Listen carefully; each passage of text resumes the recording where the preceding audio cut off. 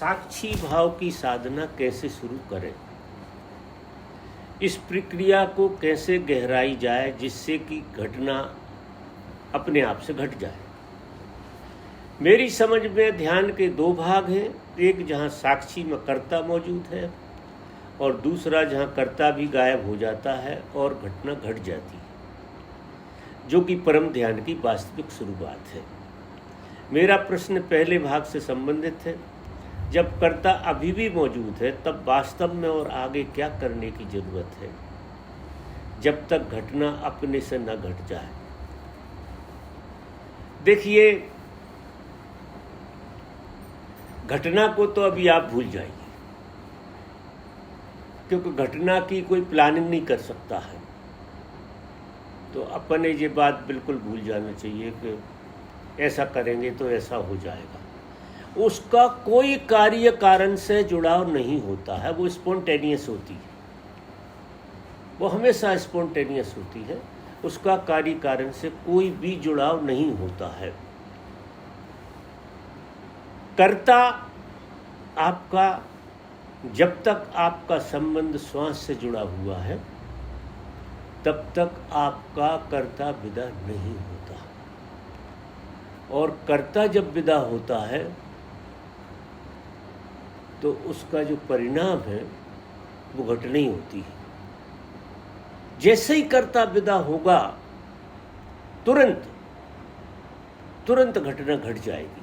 सारी क्रियाएं हम जो क्यों कर रहे हैं, नाद ब्रह्म करते हैं, कुंडली करते हैं, जो भी ध्यान हम कर रहे हैं, बेध्यान कर्ता बुद्धि को तोड़ने का आयोजन कर रहे हैं कि जैसे बने हमारी कर्ता बुद्धि टूट जाए। अब कर्ता से कर्ता को तोड़ने का आयोजन कर रहे हैं, तो इसमें क्या होता है कि हम सिर्फ थकेंगे, हम इतने ज़्यादा थक जाएंगे और हमको ऐसा लगेगा कि शायद यहाँ कुछ होने वाला नहीं है। ऐसी स्थिति साधकों की आ जाती है। साधक को ऐसा लगता है कि यहाँ कुछ होने वाला नहीं। जैसे ही साधक को कर के होगा, लेकिन जी ऐसा नहीं। पहले आप ध्यान करोगे, हर तरह से करोगे, क्योंकि ध्यान में कर्ता बुद्धि बनी ही रहती है। कोई भी तरह का प्रयोग कर रहे हो आप तो कर्ता बुद्धि तो रहेगी ही। कोई उपाय नहीं है कि कर्ता बुद्धि ना हो, क्योंकि कर्ता बुद्धि ही तो कराती है। लेकिन कर्ता बुद्धि कराते थक जाती है। जब तक आपको ध्यान करना है, जब तक आपकी कर्ता बुद्धि थक ना जाए। और जैसे ही आपकी कर्ता बुद्धि थक जाती है, आपको साक्षी की झलक आना शुरू हो जाती है। क्योंकि ये कर्ता क्या है, कर्ता बुद्धि है। और बुद्धि का जन्म जो है ना, वो भी श्वास के माध्यम से ही हुआ है। आप आश्चर्य करेंगे। तो सारे प्रयोग जितने भी हैं वो घूम फिर के जाएंगे श्वास की ही तरफ। एक श्वास की प्रक्रिया ऐसी है, अगर उसके प्रति जागृति आ गई, साक्षी भाव आ गया, तो कर्ता बुद्धि बड़े जल्दी टूटती है। और कर्ता बुद्धि जब टूट जाती है तो ध्यान की वास्तविक शुरुआत होती है। हमेशा कभी देखना आप कि फॉल्स ध्यान तो कभी होता ही नहीं है। ध्यान जब भी होगा, जिसके लिए भी होगा, जे हम ध्यान की तैयारियां करते हैं, ये जितने भी प्रयोग होते हैं, ये ध्यान नहीं होते हैं। असली में कहा जाता है कि ध्यान, भाषा में बोला जाता है कि ध्यान, लेकिन ऐसा बोलना चाहिए कि ये ध्यान में जाने की प्रैक्टिस है, तैयारी है।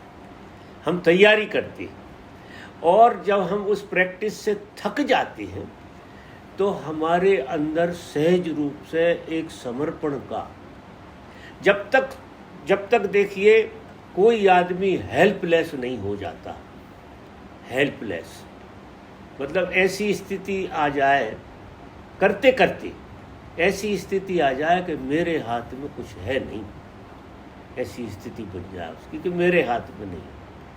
अब जब परमात्मा कब किसी को याद आता है, जब तक कर्ता बुद्धि काम करती रहती है और उसके जीवन में जो भी घट रहा है उसमें वो ऐसा अनुभव करता है कि वो उसकी वजह से घट रहा है।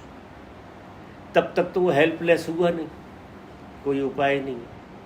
तो उसके जीवन में एक ऐसी स्थिति आ जाती है, उसे साफ दिखाई देता है कि संसार में जो भी चीज़ें घट रही हैं वो अपने से घट रही हैं, वो प्रकृति के नियम के हिसाब से घट रही हैं, उसमें उसका कोई रोल नहीं है। और सच पूछो तो किसी का कोई रोल नहीं रहता है। जीवन के गहराई में जब आप देखेंगे उतर के तो आपको ये साफ दिखाई देगा कि मेरा कहीं रोल शुरू से आखिरी तक था ही नहीं।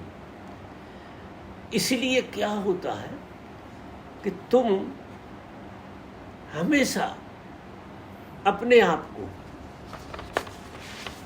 अतृप्त पाते हो, आपको तृप्ति नहीं होती, किसी चीज में तृप्ति नहीं होती। क्यों नहीं होती तृप्ति? कि तुम कुछ कर ही नहीं रहे, तुम अपने से तो कर नहीं रहे हो कुछ, सब चीजें हो रही हैं, अपने आप हो रही। अब ये सूत्र समझ में आ जाए कि सब चीजें हो रही हैं तो तृप्ति हो जाएगी।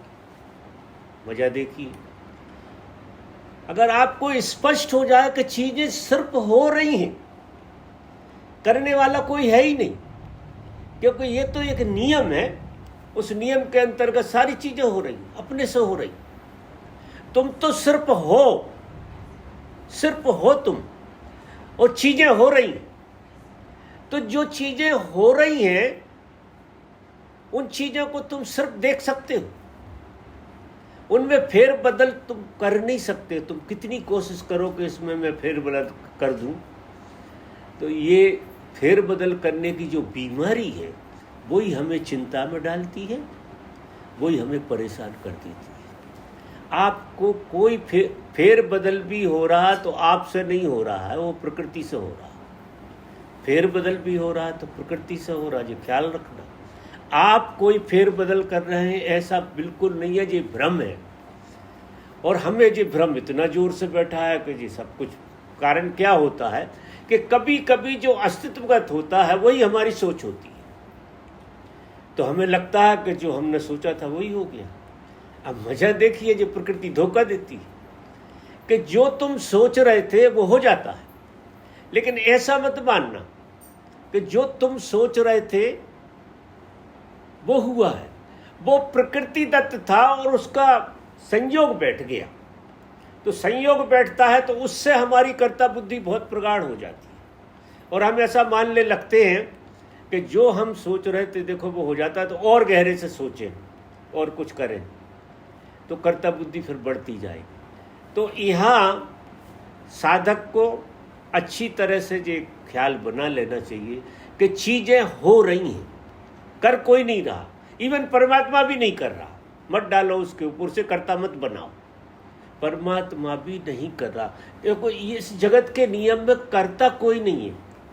कारण क्या है कि हर एक चीज स्वयंभू है, हर चीज स्वयं से अपना गुणधर्म में, कृष्ण जिस तरह से कहते हैं कि गुण गुणों में बरत रहे हैं, तो सारी चीजें ब्लूप्रिंट जैसी हैं।